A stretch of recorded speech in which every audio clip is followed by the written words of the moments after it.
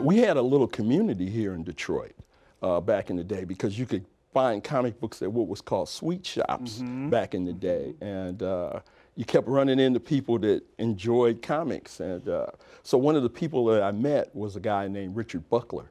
And Richard and a group of us, about 15 of us, formed a little group and decided we were going to get into the business.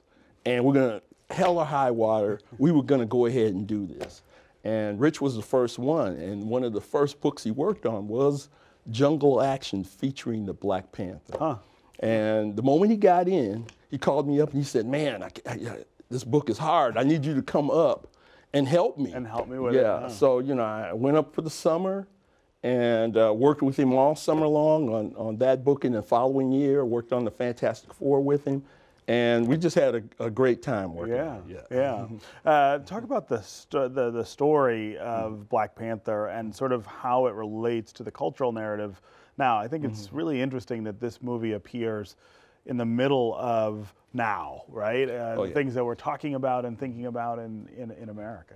Well, the movie was. I shouldn't say the movie, but the comic book was created by Stan Lee and Jack Kirby back in 1965, 66 or something like that. And the idea was you had this African king who was leading this nation that was hidden from the world, never been conquered.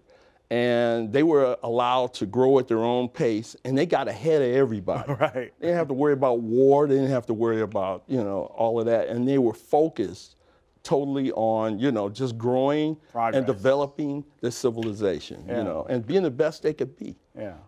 And that was an amazing idea. And now to see it in the theater, it's like amazing.